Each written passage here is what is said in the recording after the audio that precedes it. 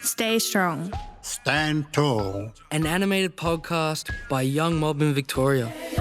Cultures connecting us right now, and we're standing proud. Say it loud, you know. We interviewed people we respect about how they got through hard times. A podcast by young people For young people. Stay strong. Stay strong.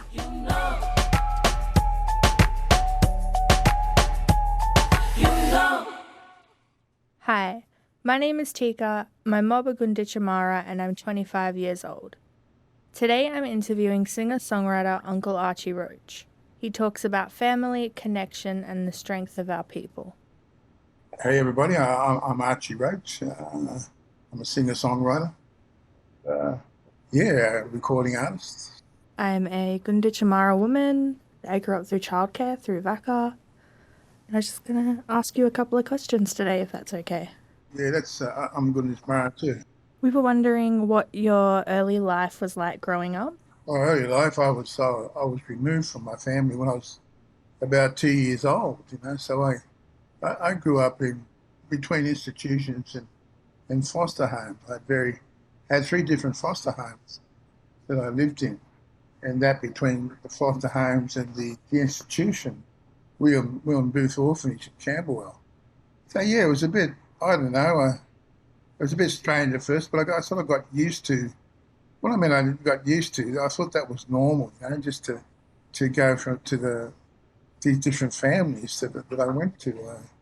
Till I finally settled down in one. So it was a bit strange at first, but later on I settled down with my third foster family, the Cox family, and things were going along smoothly for a little while there.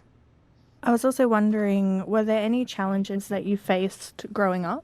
It started, I think, when I was just before, probably around grade 5 or 6, not long before I went to secondary school. I don't know, I took a friend home. First time I took him home to meet my mum and dad, with my foster parents, of course. And he came to my place and we played around for a while. And we're walking back home to his place, so I'm just walking back to his place, and say, see ya. And he looked at me rather strangely and asked me the strangest thing at the time. I didn't think much about it when I was growing up, or when I was that age. And he asked me why my parents were white. I said, what are you talking about? He said, well, you're black. And that's the first time anybody has ever called me black or pointed it out to me, because I don't know, growing up in the homes, the foster homes, you sort of lose all track of, even though obviously I'm a dark-skinned person, but I didn't see myself as different, which was quite strange, I suppose. Yeah, so the challenges I had to face from then on was I felt different then after that. I seemed to fit in before that. And that was the first challenge that I had to sort of overcome, was that this feeling of being different and not like everybody else. And then, of course, I was picked on then not long after that, for being, people call me gollywog, and racist remarks. So I was the only Aboriginal kid around, along with my foster brother Noel. My foster parents fostered 2 other Aboriginal children. They're the only other black fellows I knew. So that was probably the first obstacle you had to overcome, and then racism. But apart from that, it wasn't too bad. I was wondering, how did you find strength, and when did music come into your life? Oh well, I suppose you'd have to sort of ask it the other way around. Living with the Coxes, music was a big part of my life there. I listened to my old foster dad's record collection, and my foster sister Mary played the organ in church. So I first started off playing the organ with my foster parents, playing music, until later on I picked up a guitar. So I was at a young age when that happened. But as far as the strengths, I don't know. We tend to sort of like just brush things off, things in my life, I don't know, and just carry on. I tried not to let them drag me down or put me in a bad bad place or a sad place. And so I was able to do that even at a young age as a child, yeah. What is it like being a role model? Uh, I suppose, I don't, you don't, it's something that you don't put on yourself. You don't say, well, I'm going to be a role model, It just happened that way. And there's a bit of responsibility, so behind that, you have to be right. You have to be a role model. You have to live your life well, and walk a straight and narrow. So I didn't always do that in my life, I had to overcome many obstacles, but I overcame drinking, and homelessness and getting in trouble. But, that was part of who I am today and made me a stronger person. And now, I can talk to younger people about my lived experience and say, well, you can make mistakes in your life, but you can turn your life around for the better and do amazing things. You said that you've been through a few obstacles in your life. What's been the hardest thing that you've had to go through? The hardest thing, I think the fact that I didn't know, not growing up with my family, my brothers and sisters, and uncles and aunties, extended family, and just overcoming that, I suppose, what I missed. But I certainly made up for it when I come back home to my community and to my mob and people. I certainly made up for that, that's for sure. But it was hard, back in the day, finding out about who I was. So I had no idea, no clue. And that was the hardest thing, I suppose. I had to overcome to why would anybody do that to me or anybody else? And just straighten myself out in my mind, and my spirit, so I could, I suppose, heal because of that. And it's all about healing today for me. But it was a healing process for me. So to come out of that, as a strong kid. So I'm currently going through my own journey of finding out about my family and my mob because I too grew up in foster care. Do you have any guidance on how I should start looking into finding who my family is? Oh yeah, I don't know. We're slowly losing a lot of our elders, but those elder people that are around, probably one of our best resources. You can go to various organisations, but if you can find older people, or if you know any older people, career people, chances are, people my age, even a bit younger, a bit older, chances are they'd know, they'd probably ask you, who you are and what you know about your family. And then you run into somebody, they'll say, hang on. And if you tell them who your mother and father was, they'll probably go right through the family. I know who you are.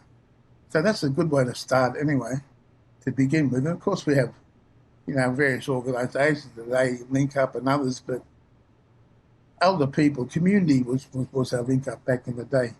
So don't be afraid to ask people, and older people. In recent times, the pandemic has affected lots of people. How has it affected you? Oh, well, we've had to cancel a lot of shows that we're supposed to be doing, and I've got to be careful because of my own health problems and where I go, and I can't wear masks, you see, because of my respiratory problems, my breathing problems. But I've got to be very careful. What advice do you have for young people struggling through the pandemic? Everybody's got something that they can do, some sort of talent, or young people, whether it's drawing, art, painting, even playing music, whatever. Try to put your energy into something that you love doing, and do that, and just keep focused on that. You've got to try and try to keep yourself up, right? Whatever it is, right? Anything you might be able to do in your life, draw, poems, tell stories, music, whatever it is. Everybody has something that they're good at doing, a talent. That's what I believe anyway. So just try to focus on that and focus on yourself, and make sure you're well and your family's well. We're tough people. We're resilient people. 200 odd years. Things have come against us, and back in the day, people were saying back in the 1930s, way before my time, your time, they were going to say the Aboriginal race would become extinct. We wouldn't be here. And that's what they were working towards in their assimilation policies and taking kids away and all sorts of things. But no, it didn't work. We're still here. So, we got to remind ourselves that we come through a lot. Our old people come through a lot. Probably worse things that we've been going through right now. So hopefully that'll keep us strong too. How do you stand tall and stay strong? That's it, I think. We come from strong people. We come from resilient people. And I just think of my mum and dad, my uncles, and family. And I suppose one thing is, it might be strange, but we can laugh. We're funny people. We can have a good yarn and a good laugh about things that have happened to us, even. But we can really have a good laugh. And that's another thing too. Our humour, our strength, but what makes us who we are, watching out for each other. And that keeps me strong, to knowing that someone's got me back. And that's the way it's always been with our people. What's your advice to young mob who may be struggling, and do you have any words of wisdom for them? Look, my heart goes out to you, if you're struggling, But that's the thing, as an older fellow, I'm concerned about that. My young people, all my young people, whether we're related by blood or not, we're related by our experience and just who we are. And I hope you're not, I hope there's people around you that can help, that you can go to and talk to and help. Just will be there for you. Some people, we mightn't have an answer. We mightn't have any answers to your particular problem or what you're struggling with, but we've got ears to listen. Hopefully somebody's there that can listen to you, and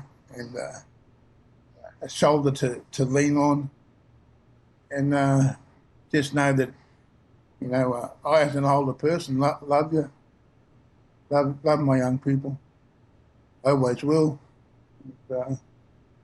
Hopefully you just come through whatever it is you might be struggling with. So I'm thinking of you. Yeah. Thank you for that. Yeah. Look, anything, anytime. Thanks for having a yarn with us, and asking those questions, because it's important. And hopefully, if anybody's struggling out there, young fellows, hopefully they'll find a way through. There's somebody there that's there for them, just to listen to. So thanks for that. It was nice to meet you. There you go. Good to meet you.